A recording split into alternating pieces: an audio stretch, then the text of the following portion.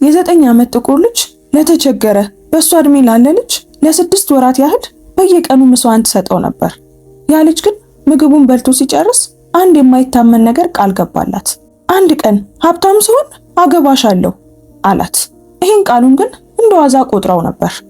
አንድ ሰው በህይወቱ መከራ ሲጸናበት ማንም ባላየው ሰዓት የተደረገለትን ትንሽ ደግነት ሳይረሳ 22 ዓመታትን ሲጠብቅ እስኪያስቡት። ከሁለት አስርት ዓመታት በኋላ ያ በረንዳ ላይ ያገኘችው ድሃ ልጅ ቢሊየነር ሆኖ ደጃፏ ላይ ሲቆም ታሪኩ ሌላ መልክ ያዘ። ለመሆኑ ምስኪኑ ልጅ የገባው ቃል ከ22 ዓመት በኋላ እውን ይሆናል ወይስ? ዛሬ የምንነግራችሁ ታሪክ ከጎዳና ተዳዳሪነት ወደ ትልቅ ኩባንያ ባለቤትነት የተደረገ የዓመታት ጉዞና እንዴት አንዲት ትንሽ ሳንዱች ዛሬ ላሉት 34 ከተሞች መለወጥ ምክንያት ልትሆን እንደቻለች የሚያሳይ ነው። ይህንን አስገራሚ የቃል ኪዳንና የደግነት አይናችሁን በደስታ እንባ የሚሞላ ታሪክ እስከ መጨረሻው ተከታተሉት። ሳንዱቹ ሁሉንም ነገር አስከፍሏታል። ነገር ግን 47 ሚሊዮን ዶላር የሚያወጣ የወደፊት ህይወት ለሱ ሰጠው። ናኦሚ የ9 ዓመት ጥቁር ልጅ ነበረች። በረሃብ የተጎሳቆለውን ነጭ ልጅ በአጥሩ በኩል አየችው። ቤተሰቦቿ ምንም አልነበራቸውም። ነገር ግን በማንኛውም ሁኔታ ምሷን ሰጠችው። ለ6 ወራት በየቀኑ ማንም እንድታደርግ አልጠየቃትም። ማንም አላመሰገናትም። ዝም ብላ አደረገችው። በመጨረሻም ኤልያስ እንዲህ የሚል አንድ ቃል ገባላት። ሀብታም ሲሆን አገባሻለሁ። እሷም ሳቀች። ከዚያም የሪቫኗን ግማሽ በእጁ ላይ አሰረችለት። 22 ዓመታት አለፉ። ኤልያስ ዋና ስራ አስፈጻሚ ሆነ። እሷን በመፈለግ 5 ዓመታትን አሳለፈ። ህንፃዎችን ገዛ፣ መርማሪዎችን ቀጠረ፣ ግን ምንም አላገኘም። ዛሬ ማታ ቺካጎ ውስጥ ወደሚገኝ የአካባቢ ስብሰባ ይገባል። ናኦሚ አሁንም ግማሽ ሪቫኗን እንደለበሰች እዚያ ትገኛለች። ሁለቱም ዳግም ለመገናኘት ሰከንዶች እንደቀሯቸው አያውቁም ነበር። ኤልያስ ሚለር ጠዋት ላይ ከአብዛኛው ሰው የህይወት ዘመን ገቢ በላይ ዋጋ ባለው ዘመናዊ ቤት ውስጥ ነቃ። ከወለል እስከ ጣሪያ የሚደርሱ መስኮቶች፣ በሚቺጋን ሐይቅ ላይ የፀሐይ መውጫው ውሃውን በወርቅ ቀለም ቀብቶታል። እሱ ግን አላስተዋለም። መቼም አያስተውልም። የ$7000 የጣሊያኑ ቡና ማሽን ድምፅ አሰማ። በቁም ሳጥን ውስጥ 40 ውድ የዲዛይነር ልብሶች ነበሩት። ሁሉም በልኩ የተሰፉና ፍጹም የሆኑ ነበሩ። ምንም ሳያይ አንዱን አነሳ። አፓርታማው ዝምተኛ ነበር። በቁም ሳጥን ውስጥ ውድ ልብሶች ነበሩ። ሁሉም በልኩ የተሰፉና ፍጹም የሆኑ ነበሩ። ሳያይ አንዱን አነሳ። አፓርታማው ዝምተኛ ነበር። ሁልጊዜም ዝምተኛ። ግድግዳው ላይ ፎቶዎች የሉም። የግል የሆኑ ነገሮች አይታዩም። አንድ ሰው እዛ እንደሚኖር የሚናገር ምንም ነገር የለም። በቃ ሆቴል ይመስላል። እንደ መቃብር ይሰማል። ስልኩ ተንቀጠቀጠ። ረዳቱ በ9 ሰዓት የቦርድ ስብሰባ እንዳለና የቶምፕሰን ስምምነት በ12 ሚሊዮን ዶላር መዘጋቱን አሳወቀችው። ኤልያስም ጥሩ ብሎ መለሰላት። 12 ሚሊዮን ዶላር። ምንም አልተሰማውም። ወደ ቤቱ ሄዱ። አንድ መሳቢያ ከፈተ። በውስጡ በትንሽ የመስታወት መያዣ ውስጥ የተቀመጠ ቀይ ሪቫን አለ። ይህ ብቻ ነበር ለሱ ትልቅ ትርጉም ያለው ነገር። መስታወቱን ቀስ ብሎ ነካው። የ22 ዓመታት ዕድሜ።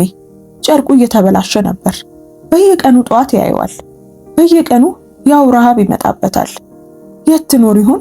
የቦርድ ስብሰባው የሚጠበቅ ነበር። እንኳን ደስ አለ። የእጅ መጨባበጥና ለሌላ ስኬታማ ሩብ ዓመት ጭብጨባ። ኤልያስ ፈገግ አለ። ትክክለኛውን ነገር ተናገረ። ሚናውንም ተጫወተ። በውስጡ ግን ምንም የለም። የሥራ አጋሩ ካሌብ ከስብሰባው በኋላ ለብቻው ጠራውና ደህና ነህ ግን ኤልያስ ሲል ጠየቀው። ኤልያስም ደህና ነኝ አለው። ደቡብ ቺካጎን መግዛት ከጀመርክ ከ5 ዓመት ወዲህ እንዲህ ነው የምትለው አለው ካሌብ። ኤልያስ ምንም አላለም። ለምን እንደዚህ ያልክ ሲል ጠየቀው። ለዓመታት ምንም ትርፍ የለውም። የራሴ ምክንያቶች አሉኝ። ካሌብ በጥልቀት አየውና ሁሉም ነገር ስለዚያች ልጅ ነው አይደል? ስለምትፈልጋት። የኤልያስ መንጋጋ ጠነከረ። ተው ኤልያስ። የኤልያስ መንጋጋ ጠነከረ። ተው ኤልያስ፣ ምናልባት መገኘት አትፈልግ ይሆናል። ተው አልኩህ እኮ ካሌብ፣ እየሰማኸኝ ነው? ካሌብ እጆቹን ወደ ላይ አንስቶ ብቻ እባክህ ይህ ነገር እንዲቆጣጠረህ አትፍቀድ። ግን በጣም ዘግይቷል። ቀድሞውኑ ተቆጣጥሮታል። ኤልያስ በዚያ ሰዓት ከቢሮ ለብቻው ተቀመጠ። ኮምፒውተሩ ላይ ፋይሉን ከፈተ። 5 ዓመታት፣ 3 የግል መርማሪዎች፣ በመቶ ሺዎች የሚቆጠር ዶላር ወጪ ሆኗል። ግን ምንም የለም። የመጨረሻው ሪፖርት ሁሉንም ፍንጮች ጨርሰናል። ናኦሚ ሄስ በጣም የተለመደ ስም ነው። ከ2008 በኋላ ቤተሰቡ አድራሻ ሳይተው ወጥቷል። የቺካጎን ካርታ አወጣ። 12 ቀይ ምልክቶች ንብረቶቹን ያመላክታሉ። ሁሉም በሊንከን የመጀመሪያ ደረጃ ትምህርት ቤት 2 ማይል ርቀት ውስጥ ናቸው። ናኦሚ አሁንም ቺካጎ ውስጥ ካለች በዚያው ሰፈር ሰዎችን እየረዳች ትሆናለች። እሷ ማንነቷ እንደዛ ነው። ስለዚህ ንብረቶችን ገዛ። ሁል ጊዜ እዚያ ለመገኘት ምክንያቶችን ፈጠረ። በመጠበቅ ስልኩ አሁንም ጠራ። ማሳሰቢያ ነበር። ዛሬ ማታ በ1 ሰዓት ላይ በደቡብ ቺካጎ ማህበረሰብ ማዕከል ስብሰባ አለ። ኤልያስ አብዛኛውን ጊዜ ተወካዮችን ይልክ ነበር። አሁን ግን የሆነ ነገር በአካል እገኛለሁ ብሎ እንዲጽፍ አደረገው። ለምን እንደሆነ አያውቅም። ዝም ብሎ ስሜት ብቻ ነበር። ትዝታዎች ባልተጠሩበት ሰዓት መጡ። ሁል ጊዜም ይመጣሉ። ከ22 ዓመት በፊት የ10 ዓመት ልጅ ነበር። ቺካጎ ውስጥ ክረምት። እናቱ ከሞተች በኋላ ለ2 ሳምንታት ጎዳና ላይ ነበር። የማደጎ እንክብካቤ አንድ ጊዜ ሞከረ። አንደኛው ቤተሰብ በጣም አስቸጋሪ ነው አለው። እውነቱ ግን በጣም ተጎድቶ ነበር። ሐዘን ላይ ነበር።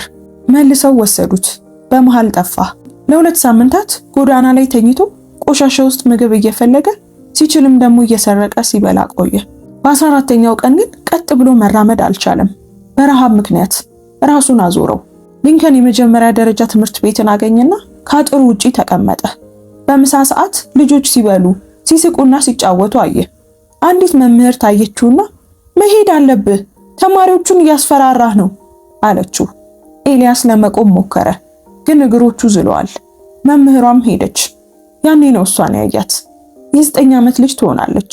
በአጥሩ በኩል ሆና ታየው ነበር። አይን ላይን ተገጣጠሙ።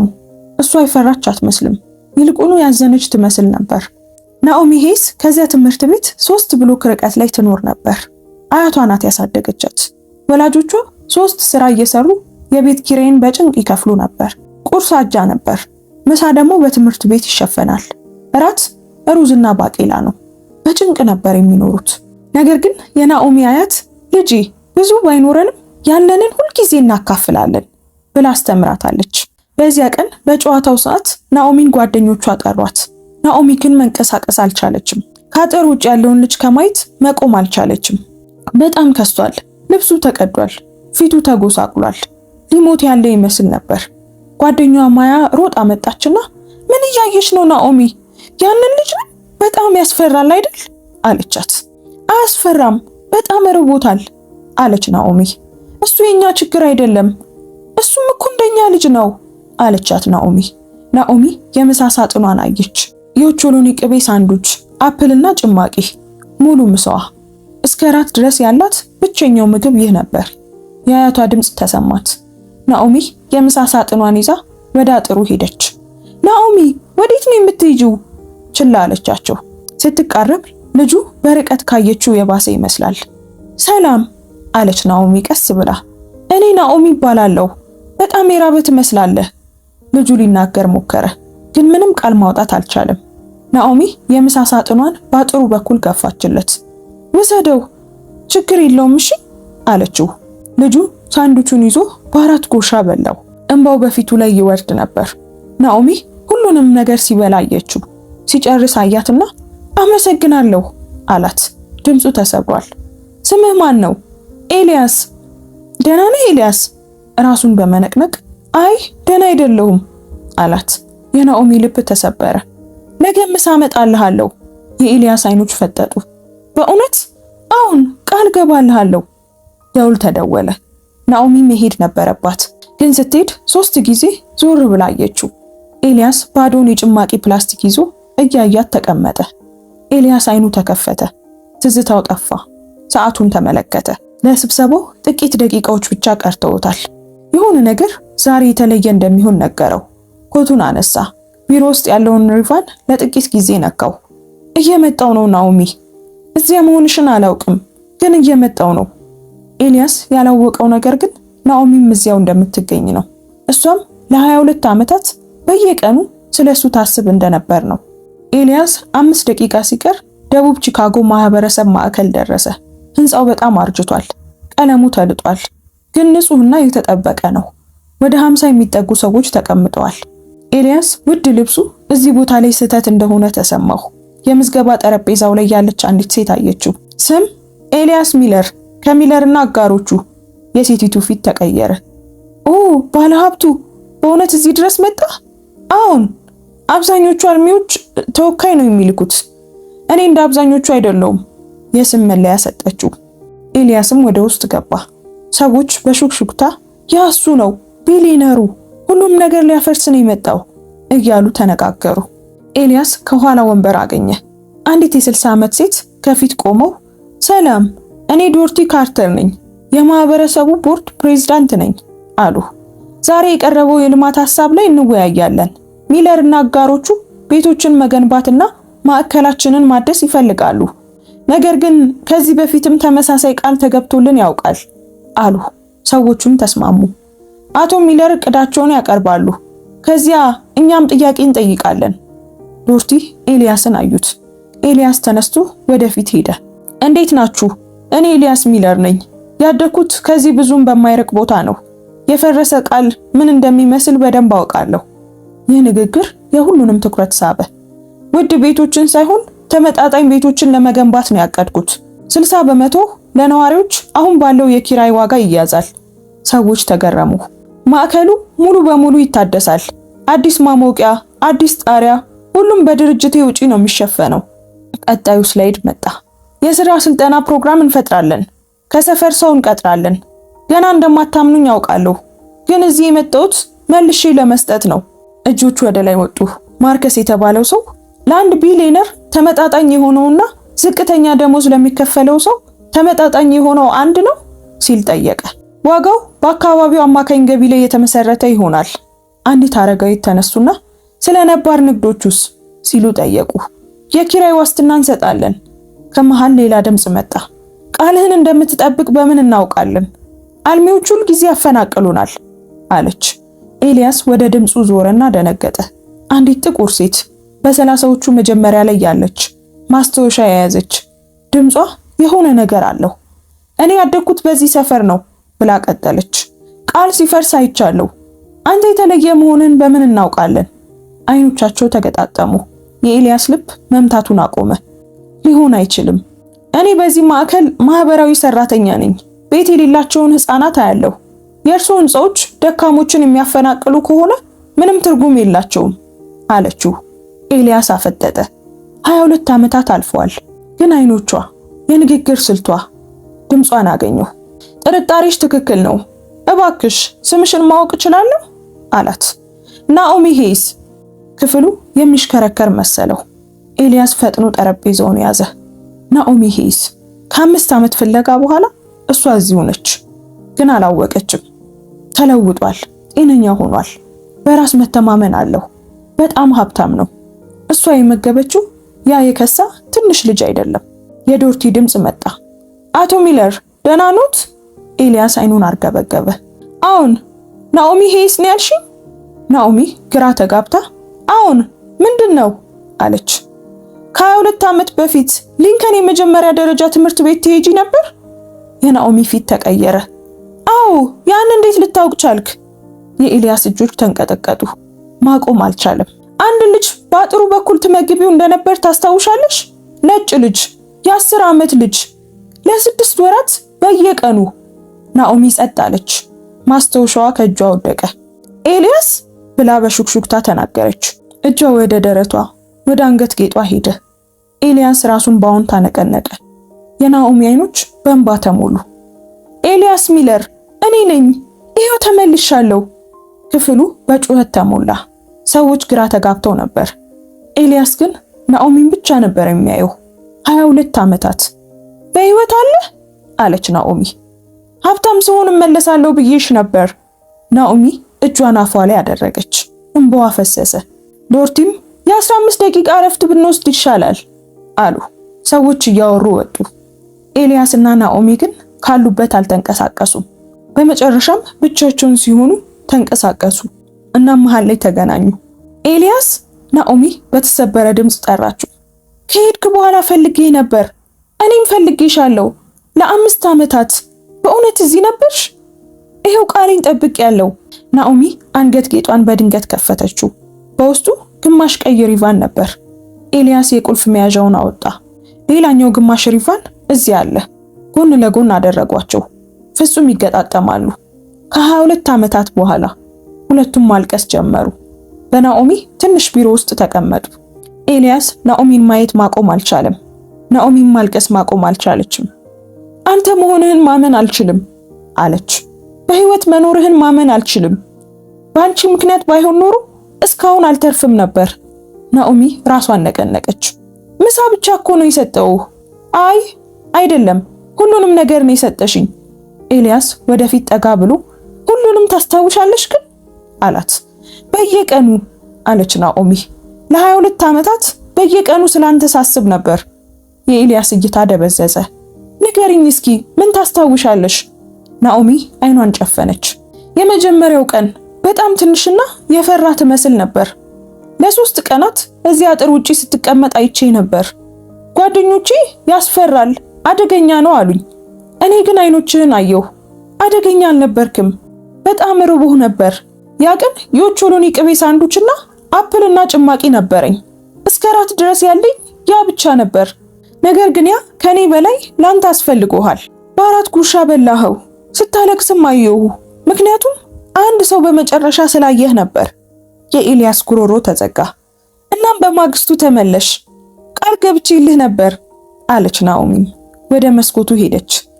ያ ሁለተኛው ቀን ይከብድ ነበር፣ ምክንያቱም ምን እያደረግኩ እንደሆነ አውቅ ነበር። የመጀመሪያው ቀን በድንገት ነበር። ሁለተኛው ቀን ግን ምርጫዬ ነበር። 2 ምሳ ማዘጋጀት ነበረብኝ ለኔና ላንተ፣ ግን ምግብ አልነበረንም። ስለዚህ እኔን ሰጠው። ኤልያስ ይህንን አያውቅም ነበር። በሶስተኛው ቀን አያቴ አስተዋለች። ምግብ ስጨምር አየችኝ። ምንም ሳትል ምሳዬ ውስጥ ምግብ ጨመረችልኝ። በሁለተኛው ሳምንት ቤተሰቦቼ ሁሉ አወቁ። አንተን እንድመግብ ምግብ ሰርተው አዘጋጁልኝ። ቤተሰቦቼ በጣም ድሆች ነበሩ። ቤተሰቦችሽም ድሆች ነበሩ? አለ ኤልያስ። አዎን ድሆች ነበርን። አንተ ግን የበለጠ ድሃና ብቸኛ ነበርክ። ንግግሮቻችንን ታስታውሳለህ? ስትል ናኦሚ ጠየቀችው። ኤልያስ በእንባ ሆኖ ፈገግ አለ። ሁሉንም ቃላት። ስለ ቀንሽ ትነግሪኝ ነበር፣ ስለ ተማርሽው ነገር፣ ስለምታነቢው መጽሐፍ። በጣም ጎበዝ ነበርሽ። ጥያቄም ትጠይቂኝ ነበር፣ ጥሩ ጥያቄዎችን። ልዩ እንደሆንሽ አውቅ ነበር። እኔ ልዩ እንደሆንኩ አልተሰማኝም ነበር። አውቃለሁ፣ ለዛ ነው ሁልጊዜ የማስታውስሽ። ናኦሚ ተመልሳ ተቀመጠች። በሶስተኛው ሳምንት ልጆች ያፊዙብኝ ነበር። ኤልያስ አስታወሰ። እንዳታደርጊው ነግሬሽ ነበር፣ ግን አላቆምሽም አላት። አላቆምኩም፣ ምክንያቱም ከነሱ አስተያየት በላይ አንተ ትበልጥብኝ ነበር። ጓደኛሽ ማያ ሁሌ ልትወስድሽ ትሞክር ነበር። ናኦሚ ራሷን ነቀነቀች። በአራተኛው ሳምንት መምህር ፓተርሰን ያዙኝ። ሊያሳውቁብኝ ነበር። ኤልያስ ጠጋ ብሎ ከዛስ ምን ሆነ አላት። ለመንኳቸው። ብትራብ እንደምትሞት ነገርኳቸው። እናም አዩህ፣ በትክክል አዩህ። ከዚያም ምንም እንዳላዩ ተናገሩ። ተጨማሪ ምግቦችን በሳጥኔ ውስጥ ያስቀምጡልኝ ጀመር። ሰዎች ከማስበው በላይ በጣም ደጎች ናቸው አለ ኤልያስ። የናኦሚ ድምጽ ቀነሰ። ከዚያ ክረምት መጣ። ኤልያስ አይኑን ጨፈነ። ክረምት በጣም መጥፎ ጊዜ። በታህሳስ ወር ቅዝቃዜው በጣም ጨመረ። በትንሽ ጃኬት ውጭ ነበርክ። ኮፍያ የለህም፣ ጓንትም የለህም። ከንፈሮቹ ሰማያዊ ሆነው ነበር። በዚያ ሰዓት ወደ ቤት ሮጬ የክረምት ኮቴን፣ የአባቴን ጓንትና ሻርፕና ብርድ ልብስ አመጣውልህ። አሁን ኮትሽን ሰተሽኛል። አይበርድሽም ስልሽ እኔ ሌላ አለኝ ብለሽ ዋሸሽኝ። ኤልያስ አይኑን ከፈተ። ግን ሌላ አልነበረሽም? አሁን አልነበረኝም። ለ2 ወራት በሹራብ ነበር የምጫወተው። እናም ታመምኩ። አያቴ በጣም ተጨንቃ ነበር። ናኦሚ ይህንን አላውቅም ነበር። ማወቅ አልነበረብህም። ዝምታ ሰፈነ። ከዚያም በጣም ታመምክ። የክረምቱ 5ኛ ሳምንት ላይ ትኩሳትና ሳል ነበረብህ። ኤልያስ ራሱን ባውንታ ነቀነቀ። የምሞት መስሎኝ ነበር። እኔም እንደዛው ተሰምቶኝ ነበር።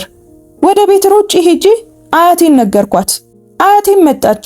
መድኃኒት፣ ሾርባና ሻይ አመጣች። በአጥሩ በኩል ለ2 ሳምንታት አስታመምሽን። አሁን አያትሽ መጣች። መድኃኒት፣ ሾርባና ሻይ አመጣችልኝ። በአጥሩ በኩል ለ2 ሳምንታት ያህል አስታመምሽኝ። ኤልያስ የሞቀውን ሾርባና ደግ ቃላትን አስታወሰ። አያትሽ ሕይወቴን አትርፈዋል። ሁለታችንም ነን። ያ መድኃኒት ውድ ነበር፣ ለአያቴ የሚያስፈልግ ነበር፣ ግን ላንተ ሰጠችህ። የኤልያስ እንባ ፈሰሰ። ምን ያህል መስዋዕትነት እንደከፈላችሁ አላወቅኩም ነበር። እንደ መስዋዕትነት አላየነውም፣ መደረግ ያለበት ነገር እንደሆነ ነው ያየነው። ናኦሚ እጁን ያዘች። 6 ወራት ኤልያስ፣ 121 ቀናት፣ እየራበኝም እየበረደኝም ቢሆን። ቆይ ለምን ይመስልሃል? ለምንድን ነው ናኦሚ? ናኦሚ አየችውና ምክንያቱም በህይወት መኖር ይገባህ ነበር። ማንም ሊረዳህ አልሞከረም ነበር። ያላንቺ ይሞት ነበር። አውቃለሁ። እውነቱን ተቀበሉት። ናኦሚም ፈገግ አለች። የመጨረሻው ቀን በጣም ከባድ ነበር። የግድ መሄድ ነበረብኝ። የማደጎ ቤት አገኙልኝ። መምህር ፓተርሰን ነገሩኝ። ካንተ ጋር አንድ ቀን ብቻ እንደቀረኝ አወቅኩ።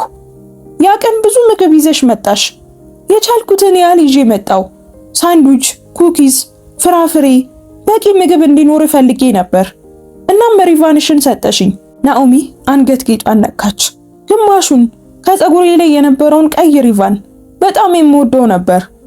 እጅ ላይ አሰርኩልህ እንድታስታውሰኝና አንድ ሰው እንደሚያስብልህ እንድታውቅ ፈልጌ ነበር። ኤልያስ የቁልፍ መያዣውን አወጣ። ሪቫኑ አሁንም አለ። ደብዝዟል ግን አልተበላሸም። ለ22 ዓመታት አንድም ቀን ሳያየው ውሎና አድሮ አያውቅም። ናኦሚ ማልቀስ ጀመረች። እስካሁን ይዘኸዋል አይደል? ሁሉንም ትዝታ፣ ሁሉንም ቃል፣ እያንዳንዱን ቅስፈት። እኔም እንደዛው። ተነሱና ተቃቀፉ። ለ22 ዓመታት የናፈቁትን ያህል። አመሰግናለሁ ብሎ ኤልያስ በሹክሹክታ ተናገረ። ስላዳንሽኝ አመሰግናለሁ፣ ስለተረፍክ አመሰግናለሁ፣ ስለተመለስክ አመሰግናለሁ። ተለያዩና እያለቀሱና እየሳቁ ተመሰጋገኑ። ያ ቀን ቃል ገብቼልሽ ነበር አለ ኤልያስ። ሀብታም ሆኜ አገባሻለሁ ብለኸኝ ነበር። ከልቤ ነበር የተናገርኩት። ናኦሚ በእንባ ሆና ሳቀች። የ10 ዓመት ልጆች ነበርን። አሁንም ልቤ ነው አላት። አይናቸው ውስጥ የሆነ ነገር ተነበበ። በር ተንኳኳ። የዶርቲ ድምፅ መጣ። ሰዎች እየጠበቁ ነው አሉ። ናኦሚም 5 ደቂቃ ስጡን አለች። ወደ ኤልያስ ዞራ ነበር። እሺ አሁን ምን እናደርጋለን አለችው። አላውቅም፣ ዳግመኛ ግን ላጣሽ አልፈልግም። ወዴትም አልሄድም። እሺ ጥሩ፣ የምናወራው የ22 ዓመት ታሪክ አለን። ናኦሚ ፈገግ አለች። እኛ የምንጨርሰው የማህበረሰብ ስብሰባ አለ፣ በኋላ እናወራለን። ግን ኤልያስ፣ ይህ ፕሮጀክት በእውነት ሰዎችን ለመርዳት ነው ወይስ እኔን ለመፈለግ? ኤልያስ ጸጥ አለ። እውነቱን ለመናገር ሁለቱንም። በአንቺ ምክንያት ሰዎችን መርዳት ፈልጌ ነበር። እንዲሁም እዚህ ከሆንኩ አንቺን አገኛለሁ ብዬ ተስፋ አድርጌ ነበር። ይህንን ሁሉ የገነባኸው እኔን ለመፈለግ ነው? ይህንን ሁሉ የገነባሁት አንቺ እንደምትሆኚ አምነሽልኝ የነበረውን ሰው ለመሆን ነው። የናኦሚ አይኖች በእንባ ተሞሉ። አደረግከው፣ በጣም ድንቅ ሰው ሆንክ። ልብሳቸውን አስተካከሉ፣ እንባቸውን ጠረጉ። ተዘጋጀህ አለችው ናኦሚ። ኤልያስም እጁን ዘረጋላት። አብረን። ናኦሚም ያዘችው። አብረን። እጅ ለእጅ ተያይዘው ወደ ስብሰባው አዳራሽ ገቡ። 50 ሰዎች ወደ እነሱ ዞሩ። ክፍሉ በሹክሹክታ ተሞላ። ዶርቲ ቆመው እንቀጥል ሲሉ ጠየቁ። ኤልያስም በመስማማት ራሱን ነቀነቀ። የናኦሚን እጅ ግን አልለቀቀም ነበር። እናም ከ22 ዓመታት በኋላ ለመጀመሪያ ጊዜ ሙሉ እንደሆነ ተሰማው። የስብሰባው ክፍል በተመለሱ ጊዜ በሹክሹክታ ተሞላ። ዲቦራ በዝምታ እጇን አነሳች። ሁላችንም የሚደንቅ ነገር ያየን ይመስለኛል። ነገር ግን አሁን የምንወያይበት ነገር አለ እና መቀጠል ትችላላችሁ? ኤልያስ አሁንም የናኦሚን እጅ እንደያዘ ራሱን ነቀነቀ። አሁን ያያችሁት ነገር ይህ ፕሮጀክት ለምን እንደተፈጠረ የሚናገር ምክንያት ነው። ከ22 ዓመት በፊት ቤት አልባ ነበርኩ። እየራበኝ ነበር። ናኦሚ ግን ህይወቴን አዳነች። በየቀኑ ለ6 ወራት ምግብ ታመጣልኝ ነበር። ክፍሉ ጸጥ አለ። የገነባሁት ነገር ሁሉ እሷን እያሰብኩ ያደረኩት ነው። ይህ ልማት ለትርፍ አይደለም። እኔ እንደነበርኩበት አይነት ልጆችን የሚያድን ማህበረሰብ ስለመፍጠር ነው። ጭብጨባ መጀመሪያ ላይ በቀስታ ጀመረ፣ ከዚያም እያደገ ሄደ። ስብሰባው ለሌላ 1 ሰዓት ቀጠለ። በመጨረሻም ማህበረሰቡ ፕሮጀክቱን ለማጽደቅ በአንድ ድምፅ ወሰነ። ሰዎች እየወጡ ሳሉ ብዙዎች የኤልያስን እጅ ለመጨበጥና ናኦሚን ለማቀፍ ቆሙ። በመጨረሻም ክፍሉ ባዶ ሆነ። ሁለቱ ብቻ ቀሩ። ያ በጣም ጠንካራ ነበር አለች ናኦሚ። መነጋገር አለብን። ፊት ለፊት ተቀመጡ። ኤልያስ መጀመሪያ ተናገረ። ልረዳሽ እፈልጋለሁ። እባክሽን ልርዳሽ። ፍቀጅልኝና ልርዳሽ። እንዴት ነው የምረዳኝ? ገንዘብ፣ የቤት ኪራይ፣ ማንኛውንም ነገር የምትፈልጊውን ናኦሚ። ናኦሚ እጇን አነሳች። አቁም፣ እኔ አንተን ገንዘብ አልፈልግም ኤልያስ። ግን እኔ በጣም ብዙ ገንዘብ አለኝ። የመገብኩ እንድትከፍለኝ ብዬ አይደለም፣ ያደረኩት ትክክል ስለሆነ ብቻ ነው። ኤልያስ ወደ ታች አየ። መልሼ መስጠት ብቻ ነው የምፈልገው። እንግዲያውስ ለማህበረሰቡ መልሰህ ስጥ፣ እንዳንተ ለነበሩ ልጆች መልሰህ ስጥ። እኔን ግን ለመካሳት ሞክር እባክህ ኤልያስ። ናኦሚ ጠጋለች። አንድ ነገር ማወቅ እፈልጋለሁ። ያ የመገብኩት ልጅ ወደ ጥሩ ሰው አድጓል ወይስ? ኤልያስ አይኖቿን እያየ መለሰላት። ሞክሬያለሁ፣ እስኪ ያሳየኝ። ኤልያስ ስልኩን አውጥቶ ፎቶዎችን አሳያት። ተመጣጣኝ የቤት ፕሮጀክቶች፣ የሥራ ስልጠና ተነሳሽነቶች፣ ሌሎች የማይቀጥሯቸውን ሰዎች እቀጥራለሁ። እድል ለሚፈልግ ለማንኛውም ሰው እድል እሰጣለሁ። ናኦሚ ምስሎቹን ተመለከተች። እንባ ተናነቃት። ያልኩትን ሁሉ አስታወስክ? እንዴት እረሳለሁ? ሕይወቴን አድነሻል። ናኦሚ ቀና ብላየች። ይህንን ነው ማወቅ የምፈልገው እንጂ ያንተን የባንክ ሂሳብ አይደለም። ለሰዎች የሚያስብ ሰው መሆንህን። በዚህ ትኮራለህ? በጣም እኮራለሁ። አንዳንድ ጊዜ በኩራት ልፈነዳ ደርሳለሁ። በመካከላቸው ዝምታ ሰፈነ። ከዚያም ኤልያስ ቀስ ብሎ ተናገረ። ሀብታም ሰውን አገባሻለሁ ብዬሽ ነበር። ናኦሚም ሳቀች። ያኔ እኮ ልጆች ነበርን። አውቃለሁ፣ ግን አሁንም ያንን አስባለሁ። ሳቋን አቆመች። አሁን አግቢኝ እያልኩሽ አይደለም። ያ እብደት እንደሆነ አውቃለሁ። ገና መገናኘታችን ነው። ግን እባክሽ ለራት ልውሰድሽ። እስኪ ምን አይነት ሴት እንደሆንሽ እንዳውቅ ፍቀጅልኝ። ናኦሚ አመነታች። ይህ ጥሩ ሐሳብ እንደሆነ አላውቅም። ለምን አይሆንም? ምክንያቱም አንተ ቢሊየነር ነህ። እኔ ደግሞ የቤት ኪራይ በጭንቅ የምከፍል ማህበራዊ ሰራተኛ ነኝ። አሁን ከተለያዩ ዓለማት ነን። ኤልያስ ሁለቱንም እጆቿን ያዘ። እኔ ስፈልገው የነበረው ነገር አለሽ። አንቺ ያቺ ደግ ልጅ ነሽ። ያ ደግሞ በቂ ነው። የናኦሚ አይኖች በእንባ ተሞሉ። ይህ እብደት ነው። ለ22 ዓመታት ተጠብቄሻለሁ። እድል ልትሰጪኝ ይገባል። ፊቱን አጠናችው። የምታስታውሰው ያንን ልጅ አየችበት። አንድ ራት ግን እንደ ጓደኛ። ኤልያስ ፈገግ አለ። እንደ ጓደኛ? አሁን እንደ ጓደኛ። እናም በመካከላችን ምንም ይሁን ምን ይሄ ፕሮጀክት ይቀጥላል። ይሄንን ማህበረሰብ ትረዳዋለህ ምንም ቢሆን። ይህ ውል ነው። ቢሆንም ለታሪክ ያህል ቀድሞውኑ አፈቅርሻለሁ። እሺ? የናኦሚ ትንፋሽ ተቋረጠ። ኤልያስ እኔም ከ10 ዓመቴ ጀምሮ አፈቅርህ ነበር ልትለው ፈለገች። ነገር ግን በውስጡ ያዘችው። እስኪ በእውነት ካወከኝ በኋላ ያ ስሜት ይኑርህ አይኑርህ እናያለን። ናኦሚ ቆመች። መሄድ አለብኝ፣ በጣም መሽቷል። ኤልያስም ቆመ። ወደ ቤት ላድርስሽ? አይ ባስ መያዝ እችላለሁ። እባክሽ ናኦሚ። ራሷን ነቀነቀች። እሺ ግን ማድረስ ብቻ ነው። ደስ በሚል ዝምታ ውስጥ ተጓዙ። ናኦሚ ወደ አንዲት መጠነኛ አፓርታማ መራችው። ኤልያስም አቆመ። እዚህ ነው የምኖረው፣ ቤቴ ይቺ ናት። በሩን ከፈተችና ዞር አለች። አመሰግናለሁ ኤልያስ፣ ስለተመለስክ ስላስታወስክ አመሰግናለሁ። ምክንያት ስለሰጠሽኝ አመሰግናለሁ ናኦሚ። ናኦሚም ፈገግ አለች። ደህና ደሪ። ወደ ውስጥ እስክትገባ ጠበቃት። ከዚያም የሪቫን ቁልፍ መያዣውን አየ። አገኘኋት። አሁን ልቧን ማሸነፍ ብቻ ነው የቀረኝ። በሚቀጥሉት 2 ሳምንታት ኤልያስና ናኦሚ 4 ጊዜ ተገናኙ። በይፋ ስለ ማህበረሰብ ማዕከሉ ተወያዩ። እርስ በርስ መራራቅ አልቻሉም። ስብሰባዎቻቸው ሁል ጊዜ ይራዘሙ ነበር። 1 ሰዓት ወደ 3 ሰዓት ተቀየረ። ንግዱ ወደ ታሪኮች እና ሳቅ ተቀየረ። ኤልያስ ስለሷ ሁሉንም ነገር አስተዋለ። በስራ በአስቸኳይ ሁኔታ እንኳን ስልኳን በየጊዜው የምታይበትን መንገድ፣ ምሷን በፍጥነት የምትበላበትን መንገድ፣ የጫማዋን ተረከዝ መበላሸቱን፣ ሁሉንም ነገር ማስተካከል ፈለገ። ግን እሷ ለገንዘብ አይሆንም ብላ ነበር። ስለዚህ ሌሎች መንገዶችን ፈለገ። በእያንዳንዱ ስብሰባ ኤልያስ ቡና ይዞ መጣ። ሁል ጊዜ ያንኑ አይነት ማኪያቶ። ናኦሚ አስተዋለች። እንዴት አስታወስክ? አንድ ጊዜ ነግረሽኝ ነበር። የምትያቸውን ነገሮች ሁሉ አስታውሳለሁ፣ አልረሳም። በጣም ጎበዝ ልጅ ነኝ። በናኦሚ አይኖች ውስጥ የሆነ ነገር ተቀየረ። ኤልያስ ሳንዱቾችንም ይዞ መጣ። የተለያዩ አይነት ሳንዱች። በእውነት ትወዳለህ አይደል? ናኦሚ ሳቀች። የኤልያስም ድምፅ ለሰለሰ። በህይወቴ ምርጡን ጊዜ አስታውሱኛል። የናኦሚ ፈገግታ ጠፋ። ተረዳችሁ። አንድ ቀን ከሰዓት ናኦሚ ማዕከሉ አዲስ የማሞቂያ ሲስተም እንደሚያስፈልገው ገለጸች። $30,000። ይህንን ጉዳይ አየዋለሁ ኤልያስ ነገራት። ከ3 ቀን በኋላ አዲስ ሲስተም ተገጠመላቸው። ናኦሚ ያፋጠጠችው። ምን ያህል ከፈልክ? አይ ውለታ የሚገባ አንድ ተቋራጭ አግኝቼ ነው። አትዋሽ፣ አንተ ራስን አይደል የከፈልከው? ልጆቹ አሁን ሙቀት ማግኘታቸው ነው የሚበልጠው። ናኦሚም ተወቹ፣ ግን በትኩረት ስትከታተለው ነበር።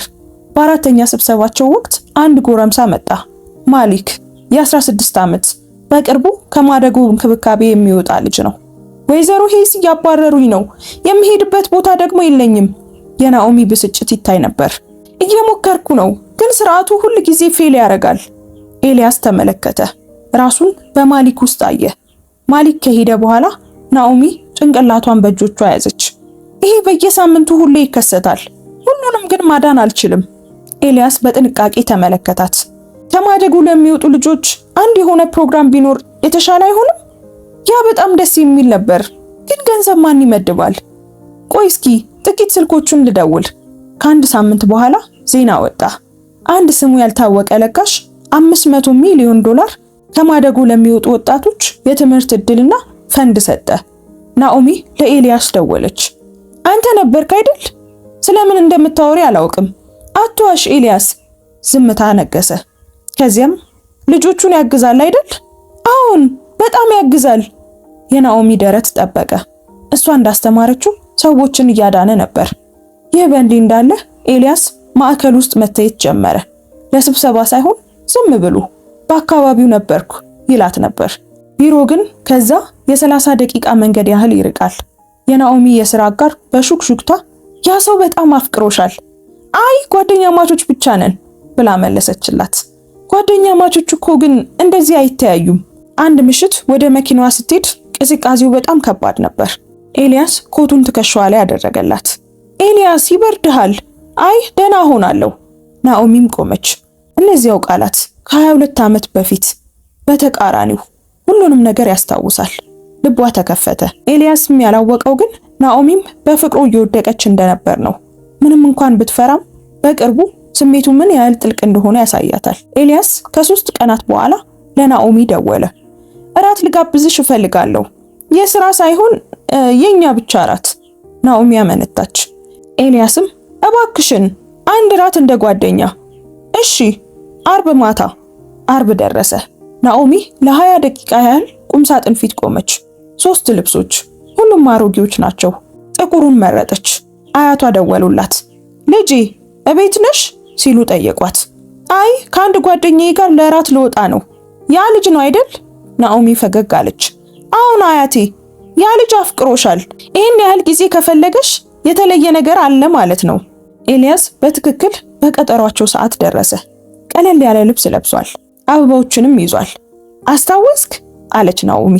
ቀላል ነገሮችን እንደምትወጂ ተናግረሽ ነበር። ወደ ውድ ሬስቶራንት አመሩ። ናኦሚ እንደዚህ አይነት ውድ ቦታ ገብታ አታውቅም። አስተናጋጇ ኤልያስን በስሙ ጠራችው። አቶ ሚለር ጠረጴዛው ዝግጁ ነው። የተለየ ጥግ ላይ ወሰደችው። ሻማዎች፣ ነጭ የጠረጴዛ ልብስ፣ የከተማ እይታ። ናኦሚ ቦታዋ እንዳልሆነ ተሰማት። ኤልያስ ይሄ ነገር በጣም ይበዛል። እባክሽን አንድ ጥሩ ምሽት እንድሰጥሽ ፍቀጅልኝ። ናኦሚ ተረጋጋች። ምግቡ የሚደንቅ ነበር። ወሬው ስለ ተፈጥሮ፣ ስለ መጽሐፍት፣ ስለ ፊልሞች፣ ስለ ህልሞች፣ ስለ ፍርሃቶች አወሩ። ናኦሚ ስለ ጓደኝነት አወራች። ሁል ጊዜም አይሳካም። ወንዶች ይፈሩኛል ወይም ደግሞ እኔን ሊያስተካክሉኝ ይፈልጋሉ። እኔ ግን አንቺን ማስተካከል አልፈልግም። ናኦሚ አንቺ አልተበላሸሽም። አመሰግናለሁ። ከእራት በኋላ ኤልያስ አንድ ነገር ላሳይሽ አላት። ምንድነው? ሰርፕራይዝ ነው እመኚኝ። ናኦሚም ራሷን ነቀነቀች። ወደ ሚሊኒየም ፓርክ አመሩ። ምሽት ላይ ባዶ ሆኖ ነበር። የክረምት መብራቶች ያበሩ ነበር። ኤልያስ ወደ አንዲት ወንበር መራት። አንድ ነገር ልነግርሽ እፈልጋለሁ። ተቀመጡ። ኤልያስ ስልኩን አውጥቶ አንድ ፎቶ አሳያት። አንድ የ18 ዓመት ወጣት በዚች ወንበር ላይ ተቀምጦ ነበር። ናኦሚ ጠጋ ብላ አየች። ይህ አንተ ነህ? አዎን። ከማደጎ ከወጣው በኋላ ምንም አልነበረኝም። ለ6 ወራት መኪናዬ ውስጥ ኖርኩ። ናኦሚ እጇን አፏ ላይ ያደረገች። በቀን ስራ ሰራ ነበር። ለምግብ ብቻ የሚሆነኝ ያገኛለሁ።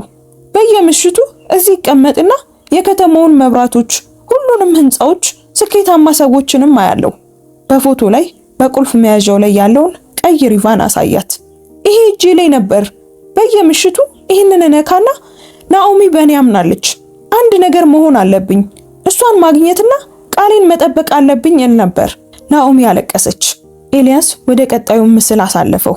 የቺካጎ ካርታ 12 ቀይ ምልክቶች አሉበት። እነዚህ ሁሉም እኔ የምመራቸው ንብረቶች ናቸው። ሁሉም በሊንከን ትምህርት ቤት ዙሪያ ያሉ ናቸው። ናኦሚ አፈጠጠች። ሁሉም? እያንዳንዳቸው። ምክንያቱም ቺካጎ ውስጥ ካለሽ በዚያ ሰፈር ሰዎችን ስትረጂ እንደማገኝሽ አውቅ ነበር። አንቺ ማንነትሽ እንደዛ ነው። ይሄንን ሁሉ ጊዜ እየፈለከኝ ነበር? ለ5 ዓመታት በንቃት ለ22 ዓመታት ሳልረሳሽ። ኤልያስ የግንባታ እቅዶችን አወጣ። እነዚህ ለአዲሱ ማህበረሰብ ማዕከል ናቸው፣ መታሰቢያ ናቸው። ናኦሚ እንባ በእንባ ሆና አነበበችው። ናኦሚ ሄስ የወጣቶች አገልግሎት ማዕከል፣ ደግነት ህይወትን እንደሚለውጥ ላስተማረችኝ ልጅ መታሰቢያ። መናገር አልቻለችም። በምርቃቱ ቀን ላስደንቅሽ ነበር፣ ነገር ግን አንድ ነገር እንድትረጅልኝ እፈልጋለሁ። ኤልያስ እጆቿን ያዘ። የገነባሁት ሁሉ፣ እያንዳንዱ ዶላር፣ እያንዳንዱ ውሳኔ አንቺን እያሰብኩ ነበር። ናኦሚ በዚህ ትኮራ ይሆን? ይህን ያስተማረችኝ ልጅ ደስ ይላታል እያልኩ አስብ ነበር። ናኦሚ እየተንቀጠቀጠች ነበር። ምግብ ብቻ አልመገብሽኝም ናኦሚ። ሁሉም ሰው ፊቱን ሲያዞር፣ አንቺ ግን አየሽኝ። ዋጋ እንዳለሽ አድርገሽ አየሽኝ። ድምፁ ተሰበረ። ያ ምንም እንደማይረባ ለሚያስበው ልጅ ምን እንደሚያደርግ ታውቂያለሽ? ተስፋና ፍቅር፣ የመትረፍ ምክንያት ነው የሰጠሽኝ። ኤልያስ እባክህ እንደዚህ አታካብድ። ምግብ ብቻ ነው የሰጠውህ። አይ አይደለም፣ ዋጋ ያለውን ነገር ሁሉ ሰጠሽኝ። ጠጋለ። ሀብታም ስሆን አገባሻለሁ ብዬ ቃል ገብቼልሻለሁ።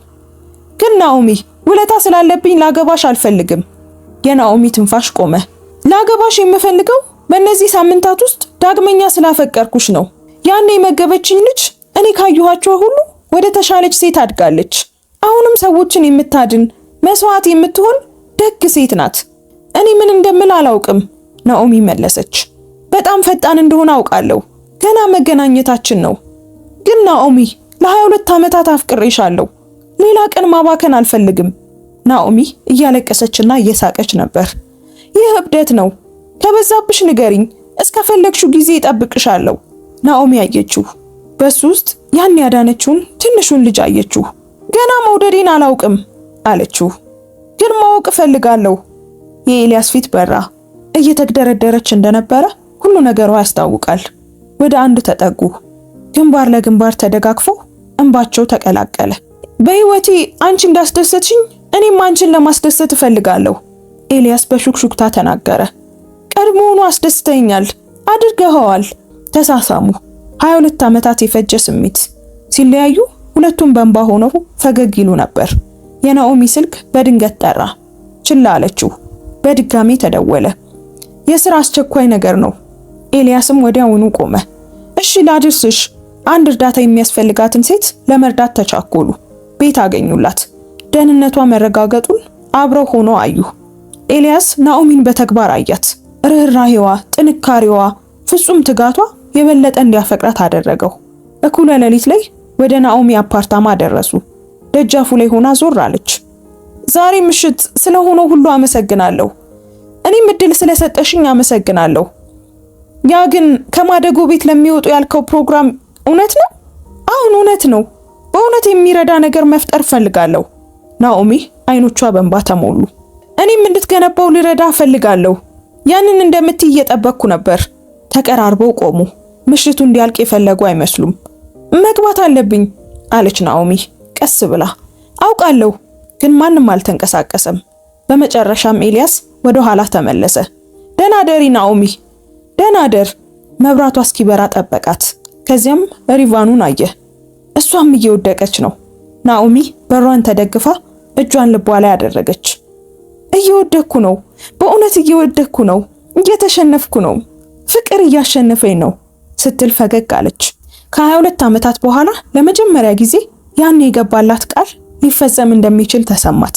በሚቀጥለው ቀን ጧት ኤልያስ ጠበቃዎቹን ጠራ። ወዲያውኑም ፋውንዴሽን ማቋቋም እፈልጋለሁ በፍጥነት። ምን አይነት ፋውንዴሽን አቶ ሚለር? ከማደጎ ለሚወጡ ወጣቶች ሁሉን አቀፍ ድጋፍና ትምህርት ቤት፣ ስልጠና፣ የአእምሮ ጤና አገልግሎት ሁሉንም የያዘ ፋውንዴሽን። በጀቱ ለመጀመሪያ ጊዜ $10 ሚሊዮን፣ ከዛም በየዓመቱ የሚታደስ። ከ2 ሳምንት በኋላ ኤልያስ ናኦሚን ወደ ቢሮ ጋበዛት። ናኦሚም ገባች። በጣም ተገረመች። ትላልቅ መስኮቶች፣ ዘመናዊ ዕቃዎች፣ ስኬት በሁሉም ቦታ አለ። እዚህ ነው የምትሰራው? ኤልያስ ፈገግ አለ። አብዛኛውን ቀን ግን ካንቺ ጋር ማህበረሰብ ማዕከሉ መሆንን እመርጣለሁ። ላሳይሽ የምፈልገው ነገር አለ። ተቀመጪ። ናኦሚም ተቀመጠች። ኤልያስ በትልቁ ስክሪን ላይ አንድ ነገር አወጣ። የቀይ ሪቫን ተነሳሽነት። ናኦሚ በስሙ ተገረመች። ኤልያስ ስላይዶችን አሳያት። ሁሉን አቀፍ ፕሮግራም ከ16 እስከ 25 ዓመት ላሉ ወጣቶች አገልግሎቶቹን በዝርዝር አቀረበ። የሽግግር ቤት፣ በትምህርት ዕድል ፈንድ፣ የሥራ ስልጠናና የአእምሮ ጤና ምክር፣ የህይወት ክህሎት ስልጠና፣ የህግ ድጋፍ፣ በጀት $10 ሚሊዮን። የመጀመሪያው ዓመት ግብ 100 ወጣቶችን መርዳት፣ በ3 ዓመት ውስጥ ደግሞ 500 ማድረስ። ናኦሚ መናገር አልቻለችም። ከ12 የቺካጎ ኩባንያዎች ጋር ተነጋግሬያለሁ። የሥራ ዕድሎችን ያመቻቹልናል፣ ግን ፕሮግራሙ ዳይሬክተር ያስፈልገዋል። እነዚህ ልጆች የሚረዳ እምነታቸውን ያተረፈ ሰው። የናኦሚ ልብ መታ። ልክ እንዳንቺ ያለ ሰው። ኤልያስ ፎልደር አወጣና ሰጣት። በውስጡ የሥራ ቅጥር ግብዣ አለ። ዋና ዳይሬክተር፣ ደሞዝ $120,000፣ በዓመት ሙሉ ጥቅማ ጥቅሞች፣ ሙሉ የሥራ ነፃነት። ናኦሚ ቁጥሮቹ ላይ አፈጠጠች። ኤልያስም ይህ ሥራ እንጂ እርዳታ አይደለም፣ ከመቼውም ጊዜ በላይ ጠንክረሽ ትሰራለሽ። ሪፖርቶች፣ በጀት፣ አስተዳደር። ግን እኮ እኔ በማህበራዊ ሥራ ዲግሪ የለኝም፣ እንዲህ አይነት ትልቅ ነገር የመምራት ልምድም የለኝም። ኤልያስ አጠገቧ ተቀመጠ። የተሻለ ነገር ግን አለሽ፣ ኖረሽበታል። መሰናክሎቹ ምን እንደሆኑ በትክክል ታውቂያለሽ። ናኦሚ የሥራ ግብዣውን ደግማ አየችው። እጆቿ ተንቀጠቀጡ። እና ደግሞ ናኦሚ፣ ይህ ከኛ ግንኙነት የተለየ ነው። በመካከላችን ምንም ቢሆን ይሄ ፕሮግራም ግን ይቆማል። የህግ ጥበቃ ይኖርሻል። ይህ በእኛ ግንኙነት ላይ የተመሰረተ አይደለም። ናኦሚ በእፎይታ ተነፈሰች። ስለዛ ተጨንቃ ነበር። ይህንን ስራ እንድትወስዱ የምፈልገው ላንቺና ለልጆቹ ትክክል ስለሆነ ነው። ለኔ ግዴታ እንዳለብሽ እንዲሰማሽ አይደለም። ናኦሚም ቆመችና ወደ መስኮቱ ሄደች። ከተማውን ተመለከተች። ሙሉ ዕድሜን በዚህ ስርዓት ውስጥ ቆይቻለሁ። ሰዎች ሲወድቁ አያለሁ። ሁሉንም ማዳን እንደማልችል አውቃለሁ። ድምጿ ተሰበረ። አሁን ግን ነገሮችን የማስተካከል የተሻለ ነገር የመገንባት እድል እየሰጠኸኝ ነው። ይሄ በጣም ይበዛል።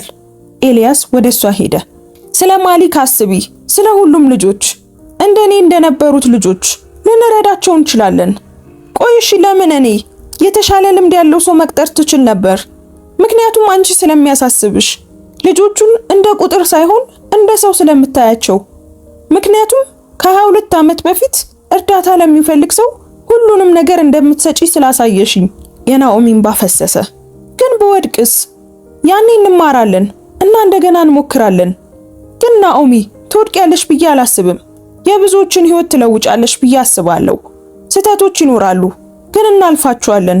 ትወጪዋለሽ ናኦሚ። ናኦሚ ፎልደሩን ደጋግማ አየችው። ዝርዝሩን፣ እድሎቹን። ለውጦችን ማድረግ እችላለሁ። ፕሮግራሙን በራሴ መንገድ መንደፍ። ለዛ ነው የምፈልግሽ። ያንቺ ራዕይ፣ ያንቺ ዕውቀት እና የኔ የገንዘብ ድጋፍ። በቃ የቢሮ ድጋፍ እሰጣለሁ። ውሳኔዎቹን የምታደርጊው አንቺ ነሽ። እኔ ባልስማማም እንኳን ችግር የለውም። ኤልያስ ፈገግ አለ። ያኔ አንቺ ታሸንፊያለሽ። ይሄ ያንቺ ፕሮግራም ነው። ናኦሚ በእንባ ሆና ሳቀች። በእውነት እንዲህ አይነቱን ነፃነት ትሰጠኛለህ? አሁን፣ ምክንያቱም እምነት አለኝ። በአንቺ ላይ እምነት አለኝ። ከ10 ዓመቴ ጀምሮ አምኜሻለሁ። ናኦሚ ተመልሳ ተቀመጠች። ሁሉንም ነገር አነበበችና ጥያቄዎችን ጠየቀችው። ኤልያስም መለሰላት። በመጨረሻም ቀና ብላ አየችው። ግን ቅድመ ሁኔታዎች አሉኝ። ጥቀሻቸው። ለምንረዳቸው ማህበረሰቦች ሰው መቅጠር እፈልጋለሁ። ሰራተኞቹ በስርዓት ውስጥ ያለፉ መሆን አለባቸው። ተፈጽሟል። የቀድሞ ማደጎ ልጆች ውሳኔ ሰጪ እንዲሆኑ እፈልጋለሁ። ዝም ብሎ ለስም ሳይሆን እውነተኛ ስልጣን እንዲኖራቸው እፈልጋለሁ። ይቻላል። እና ደግሞ አሁን ባለሁበት ማህበረሰብ ማዕከል በሳምንት 1 ቀን መስራት መቀጠል እፈልጋለሁ። ምክንያቱም ይህንን ስራ ለምን እንደምሰራው እንዳረሳ ያደርገኛል። ኤልያስ በመገረም ራሱን ነቀነቀ። በውልሽ ላይ እንጽፈዋለን። ናኦሚም በጥልቀት ተነፈሰች። እንደዚህ ከሆነ እቀበላለሁ። እሺ፣ እንቀጥል። ልጆቹን ማዳናችንን እንቀጥል። የኤልያስ ፈገግታ ደመቀ። አመሰግናለሁ። እጅ ለእጅ ተጨባበጡ። ከዚያም ተቃቀፉ። ህይወቶችን እንለውጣለን አላት ኤልያስ። በሚቀጥለው ወር ውሎች ተፈረሙ። ሰራተኞችም ተቀጠሩ። ቢሮ ተሰጠ። ናኦሚ ከድሮ ስራዋ ወጣች። የስንብት ጊዜው በጣም ከባድ ነበር። የሥራ አጋሮቹ አለቀሱ። ይገባሻል እያሉ መረቋት። ፕሮግራሙ በዝምታ ተጀመረ። ማስታወቂያ ሳይሆን ስራ። ናኦሚ የመጀመሪያዎቹን 25 ወጣቶች አነጋገረች። ማሊክን እንደገና አገኘችው። ገባህ ማሊክ፣ ልንረዳህ ነው አለችው። ማሊክ አለቀሰ። ለምን እኔ? ናኦሚም ፈገግ አለች። ምክንያቱም አንድ ሰው አንድ ጊዜ ረድቶኛል፣ አሁን ደግሞ የኔ ተራ ነው። ኤልያስ ናኦሚ ስትሰራ ተመለከተ። በጣም ጎበዝ ነበረች፣ ሩሩና ለልጆች የምትቆም። ሁኔታውን የሚረዱ ሰራተኞችን ቀጠረች። አብረው እውነተኛ ነገርን ገነቡ። አፓርታማዎችን አዘጋጁ። ደህንነታቸው የተጠበቀ ተመጣጣኝ የትምህርት እድሎችንም ሰጡ። እያንዳንዱ ልጅ የሚፈልገውን የሥራ ስልጠና ጀመረ። የአእምሮ ጤና አገልግሎት በ24 ሰዓት ውስጥ ተገኝቶ በ3 ወር ውስጥ 25ቱም ተሳታፊዎች ቤት አገኙ። 18ቱ በትምህርት ገቡ። 12ቱ የትርፍ ሰዓት ሥራ አገኙ። ማሊክ ስልጠናውን ጨረሰ። የራሱ አፓርታማ ውስጥም ገባ። ለናኦሚም ደወለላት። የራሴ ቦታ ይኖረኛል ብዬ አላሰብኩም ነበር። ይገባሃል ማሊክ፣ ቀጥልበት። በየአርቡ ኤልያስና ናኦሚ ለእራት ይገናኙ ነበር። ስልት ሲነድፉ፣ አንዳንዴም ሲዝናኑ። በስራና በግል ያለው መስመር ጠፋ፣ ግን ትክክል እንደሆነ ተሰማቸው። አንድ ምሽት ናኦሚ አለች፣ በደንብ አላመሰገንኩም። ለምኑ? ይህን ማድረግ እንደምችል ስላመንክብኝ። ኤልያስም እጇን ያዘ። ህይወትን ሰጥተሽኛል፣ እኔ ደግሞ ለሌሎች ህይወት እንድትሰጪ እድሉን እየሰጠውሽ ነው። ናኦሚም ሳመችውና አፍቅሬሃለሁ ኤልያስ ሚለር አለችው። ለ22 ዓመታት አፍቅሬሻለሁ ናኦሚ ሄይስ። ተሳሳቁ፣ ተቃቀፉ። ቺካጎ በብሩህ ተስፋ ተሞልታ ነበር። ልጆች እርዳታ እያገኙ ነበር፣ ምክንያቱም 2 ሰዎች ቃላቸውን ጠብቀዋል። 6 ወራት አለፉ። የቀይ ሪቫን ተነሳሽነት 127 ወጣቶችን ረዳ። 89 በመቶ የመቆየት መጠን ነበረው። ቁጥሮቹ ግን እውነተኛውን ታሪክ አይናገሩም፣ ሰዎች ናቸው የሚናገሩት። ማሊክ መኪና ገዛ። ለናኦሚም የእናትነት ቀን ካርድ ላከላት። ያለኝ ብቸኛ እናት አንቺ ነሽ። ናኦሚ ካርዱን ቢሮዋ ውስጥ አስቀመጠችው። ማያ የ17 ዓመት ከማደጎ ቤት አምልጣ መኪና ውስጥ ትኖር ነበር። ፕሮግራሙ ቤት አገኘላት። ትምህርቷን እንድትጨርስ ረዳት። በከፍተኛ ውጤት ጨረሰች። እንደ ናኦሚ መሆን እፈልጋለሁ። ታይለር የ16 ዓመት ወላጆቹን አጥቶ በጭንቀት ውስጥ ነበር። ኤልያስ በግል አናገረው፣ ታሪኩንም አካፈለው። ዋጋ የሌለህ አይደለህም። ታይለር ፈገግ አለ። እንዳንተ ነጋዴ መሆን እፈልጋለሁ አቶ ሚለር አለው። የፕሮግራሙ ተጽዕኖ በደቡብ ቺካጎ ተሰማ። ንግዶቹ ተባበሩ፣ ሰፈሩም ተለወጠ። ወንጀል ቀነሰ፣ አዳዲስ ንግዶች ተከፈቱ፣ ትምህርት ቤቶችም እንዲሁ። ሚዲያውም ሁሉንም ነገር አስተዋለ። ማህበረሰቡን የለወጠው ቃል። ሪፖርተሩ ናኦሚንና ኤልያስን ጠየቃቸው። ጥሩ ቡድን ናችሁ፣ ሁሉም ስራ ነው? ተያይተው ፈገግ አሉ። አጋሮች ነን፣ ዋጋ ባለው ነገር ሁሉ። ሲኤንኤን ታሪኩን ወሰደው። ከቤት አልባነት ወደ ቢሊየነርነት። ማህበራዊ ሚዲያው ተንጫጫ። ቀይ ሪቫን በሀገር አቀፍ ደረጃ ታወቀ። በሚሊዮን የሚቆጠሩ ሰዎች ቀይ ሪቫን አሰሩ። ዝነኞችም በቻሌንጁ ተሳተፉ። $2 ሚሊዮን ተሰበሰበ። ዶክመንታሪ ተሰራ፣ ሽልማቶችንም አገኘ። ህጎች ተረቀቁ፣ ለወጣቶቹ የሚሆን የገንዘብ ድጋፍ ጨመረ። ኤልያስና ናኦሚ ምስክርነት ሰጡ። 15 ኩባንያዎች ተመሳሳይ ፕሮግራም ፈጠሩ። በአመቱ መጨረሻ 34 ከተሞች የቀይ ሪቫን ፕሮግራም ነበራቸው። ናኦሚ ተፈላጊና አነጋጋሪ ሆነች፣ ግን የጀመረችበትን አልረሳችም። በየሳምንቱ ሐሙስ ማህበረሰብ ማዕከሉ ላይ ትሰራለች። ኤልያስም አብሯት ይገኛል። በ6ኛው ወር የምስጋና ምሽት ላይ 500 ሰዎች ተገኙ። ናኦሚ ተጨንቃ ነበር። መድረክ ላይ ስትወጣ አንድ ነገር እንድታውቅ ፈልጋለሁ። ለምን? ናኦሚ ፈገግ አለች። ከ22 ዓመት በፊት ቃል ገብተ ነበር። ጊዜው አሁን ይመስለኛል። የኤልያስ አይኖች ፈጠጡ። ናኦሚ እወድሻለሁ፣ አፈቅርሻለሁ እና ህይወቴን ካንተ ጋር ማሳለፍ እፈልጋለሁ እያልኩ ነው። ኤልያስ ጠጋ አደረጋት። ምን እያልሽኝ ነው? ስትጠይቀኝ መልሴ አዎ ነው እያልኩ ነው። ኤልያስ ሳቀ፣ አለቀሰ፣ እናም ሳማት። ለ3 ሳምንታት ቀለበቱን ይዤው ነበር። እጅ ለእጅ ተያይዘው መድረክ ላይ ወጡ። ኤልያስ ስለ ፕሮግራሙ ተናገረ። ከዚያም ቆም አለ። ግን ይሄ ሁሉ ያለ አንዲት ሴት አይኖርም ነበር። ናኦሚ ሄይስ ህይወቴን አድናለች። ህዝቡ አጨበጨበ። ኤልያስም ተንበረከከ። ክፍሉ ሁሉ ጸጥ አለ። ቀለበቱን አወጣ፣ ቀይ ሩቢ ያለበት። ናኦሚ ሄይስ ከ22 ዓመት በፊት ሀብታም ሰውን አገባሻለሁ ብዬ ነበር። እባክሽን ታገቢኛለሽ? ናኦሚ እያለቀሰችና እየሳቀች ነበር። አዎ አገባሃለሁ። ክፍሉ በጭብጨባ ተናወጠ። ከ22 ዓመት በኋላ ቃሉ ተፈጸመ። ከአንድ ዓመት በኋላ ሰርጉ በሊንከን ትምህርት ቤት ተካሄደ። ናኦሚ መጀመሪያ ኤልያስን የመገበችበት አጥር ተጠብቆ ቆይቷል። ደግነት የጀመረበት ይላል። ናኦሚ በአያቷ ታጅባ መጣች። ኤልያስ በመድረኩ ላይ ሆኖ ያለቅስ ነበር። መሐላ ተለዋወጡ። ኤልያስ ናኦሚ የ10 ዓመት ልጅ እያለሁ ስራብ መገብሽኝ፣ ስጠፋ ተመለከትሽኝ፣ የመትረፍ ምክንያት ሰጠሽኝ። በየቀኑ ልወድሽ፣ ልንከባከብሽ፣ ሳፈቅርሽ ልኖር ቃል እገባለሁ። ናኦሚም ኤልያስን አንተ ሳንዱቹን ወደ ንቅናቄ ቀየርከው፣ ሪቫንን ወደ ታሪክ ቀየርከው። አጋርህ ለመሆን ቃል እገባልሃለሁ። ሀብታም ከመሆንህም በፊት ዋጋ ያለህ እንደነበር ካስታውሳለሁ። ተሳሳሙ፣ ልክ እንደ ባልና ሚስት። ድግሱ በማዕከሉ ተካሄደ። ማሊክም ንግግር አደረገ። ደግነትን በተግባር ላስተማሩን ጥንዶች አለ። ከድግሱ በኋላ ኤልያስና ናኦሚ ወደ አጥሩ ሄዱ። አንድ ቀይ ሪቫን አሰሩ። ተስፋ ለሚፈልግ ቀጣዩ ልጅ አለ ኤልያስ። አንዲት ትንሽ ልጅ መጣች፣ የ8 ዓመት ጥቁር ልጅ። ይቅርታ፣ እኔ ሳራ እባላለሁ፣ በጣም ርቦኛል። ኤልያስና ናኦሚ ተያዩ። ናኦሚ ተንበረከከች። ከኛ ጋር ነይ፣ ምግብ እንሰጥሻለን። ወደ ውስጥ ወሰዷት፣ መገቧት። ሳራም በቀስታ በላች። ግን ለምን ረዳችሁኝ? ናኦሚ አንገት ጌጧን ነካች። ምክንያቱም አንድ ሰው እሱን ረድቶታል። ኤልያስ ቀይ ሪቫን በሳራ እጅ ላይ ያሰረላት። ይህንን ያዢ፣ አንድ ሰው እንደሚያምንብሽ አስታውሺ። ደህና ትሆኛለሽ፣ እሺ? ቃል እገባለሁ። ሳራም አመሰገነች። ናኦሚ ኤልያስን ተጠጋችው። ዑደቱ ይቀጥላል ለዘላለም። ህንፃውን ተመለከቱ። ልጆች በውስጥ ይስቃሉ፣ ይፈወሳሉ። የቀይ ሪቫን ተነሳሽነት በ2 ዓመት ውስጥ 847 ሰዎችን ረድቷል። እጅ ለእጅ ተያይዘው ወደ ውስጥ ገቡ። ከጀርባቸው በመቶዎች የሚቆጠሩ ቀይ ሪቫኖች በአጥሩ ላይ ይውለበለቡ ነበር።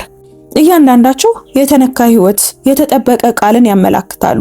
ሞዴሉ በ34 የአሜሪካ ከተሞች ተተግብሯል። ኤልያስና ናኦሚ ፕሮግራሙን መምራት ቀጥለዋል። የመጀመሪያ ልጃቸውን እየጠበቁ ነው። ስሟንም ሆፕ ሊሏት አቅደዋል። ተስፋ። የመጨረሻው ምስል ኤልያስና ናኦሚ እጅ ለእጅ ተያይዘው ሲሄዱ ያሳያል። አንድ ሳንዱች ዓለምን ሊለውጥ እንደሚችል ማረጋገጫ ነው። እናም የምትቸገሩ ካላችሁ እባካችሁ ተስፋ አትቁረጡ። አንድ ሰው እየፈለጋችሁ ነው። የምትሰጡት ነገር ካላችሁ ትንሽም ቢሆን ስጡ። የማንን ህይወት እንደምትለውጡና ለማን ዋጋ እንዳለው አታውቁም። አንድ ሳንዱች የኤልያስን ህይወት ለወጠው። ደግነት ኢንቨስትመንት ነው። ያ የወደፊት ህይወት ነው። እውነተኛ 847 ሰዎች፣ 34 ከተሞች በአንዲት ልጅ በደግነት በሰጠችው አንዲት ሳንዱች ተጀመረ። የእናንተ ምርጫ ዋጋ አለው። ይህንን የደግነት ታሪክ ሼር በማድረግ ደግነትን አስፋፉ። ቀይ ሪቫን እሰሩ። ፍቅር ቃሉን ይጠብቃል። ናኦሚ ልጅ እያለች ለ6 ወራት ምሳዋን ለዛ ልጅ ሰጥታ ነበር። ከ22 ዓመታት በኋላ ግን ያ ሳንዱች ዳግመኛ ተፈጠረ። ናኦሚና ቤተሰቧ መስዋዕትነት ከፈሉ። ምክንያቱም ህይወትን ለመለወጥ ገንዘብ ሳይሆን ደግነት ብቻ ነበር የሚያስፈልገው። ኤልያስ ያንን ሪቫን ለ22 ዓመታት ይዞ ዞረ። ምንም ዋጋ እንደሌለው ሲያስብ፣ እሷ ግን ዋጋ እንዳለው አምናበት ነበር። ይህ ስለ ሀብት ብቻ ሳይሆን ሰዎችን እንደ ሰው ስለማየት ነው። ያ ምርጫ ሰንሰለታማ ምላሽ ፈጠረ። ፕሮግራም ተገነባ፣ ልጆችም ተረዱ። ምን ያህል ሰዎች በዚህ ሰዓት ዋጋ እንደሌላቸው ይሰማቸዋል? አንድ ምግብ፣ አንድ ንግግር ዘር ይተካል። ተስፋ ለሚፈልጉ ሁሉ አጋሩት። በደግነት ታምናላችሁ? እስኪ ሀሳብ አስተያየታችሁን ኮሜንት ላይ ጻፉልን። ውድ ቤተሰቦቻችን የዛሬው ታሪካችን በዚሁ ተጠናቋል። ታሪኩን እንዴት አገኛችሁት? ምንስ ተማራችሁበት? ያላችሁን ማንኛውንም ሀሳብና አስተያየት ኮሜንት ላይ ጻፉልን። እዚህ ድረስ ቪዲዮን ካያችሁትም ጨርሼዋለሁ፣ ደግነት ያሸንፋል እያላችሁ ጻፉልኝ። እንደዚህ አይነት መሳጭ የሆኑ ታሪኮችን የምታገኙበትን የዩቲዩብ ቻናላችንን እስካሁን ካልተቀላቀላችሁ ሰብስክራይብ በማድረግ ተቀላቀሉ። ቪዲዮን ላይክ እና ሼር ማድረግም እንዳይረሳ። እናመሰግናለን። እንወዳችኋለን። ቸር ቆዩን።